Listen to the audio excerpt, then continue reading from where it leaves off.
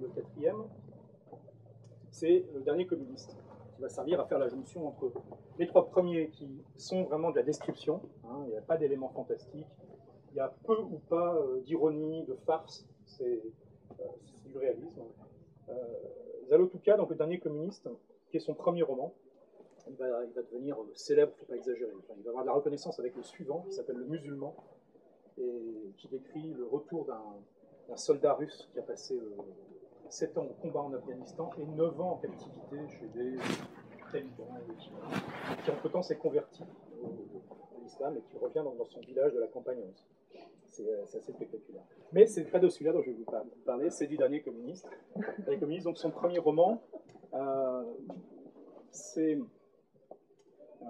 déjà un coup de maître. Hein. C'est peut-être ce qui, dans l'écriture, se rapproche le plus dans les auteurs russes actuels de l'esprit de Nicolas Gogol. On est dans la farce au quotidien, ça peut monter vers l'énorme à un moment, et puis ça redescend dans des petits détails, et ça fonctionne très très bien. Bon, là, ça décrit une famille de nouveaux Russes, hein, qui sont richissimes, c'est les Petchonkin, qui dominent totalement la ville de Pridonsk, que quelques centaines de kilomètres au sud de Moscou. Enfin, tout leur appartient à Pridonsk. Leur fils Ilya, qui a 15 ans, vient de passer 6 ans d'études en Suisse, et donc revient à Pridonsk. C'est le tout début du roman. Et durant ses études, il a décidé de relancer le communisme en s'appuyant sur ses lectures qui sont solides et sur son enthousiasme militant qui est débordant.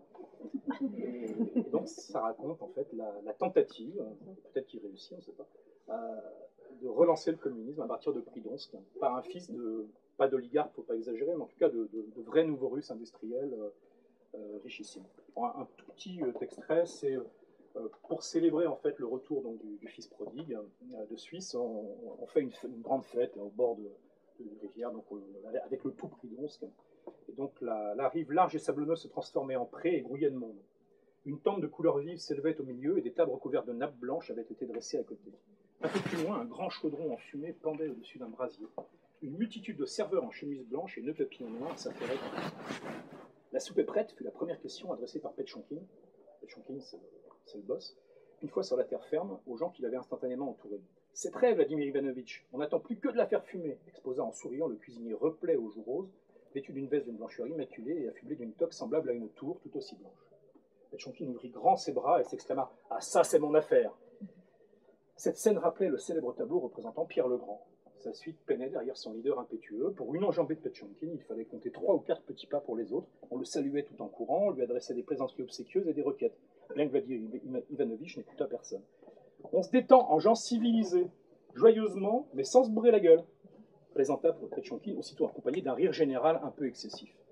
Il se déshabillait en marchant. Une veste de soie noire, une cravate Versace de couleur vive, une chemise de lin blanc. Tout cela fut rattrapé au vol, à droite et à gauche, par l'un ou l'autre, au hasard.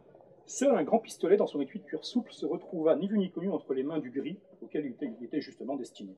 Le gris, c'est son garde du corps particulier. Voilà, c'est Petchonkin.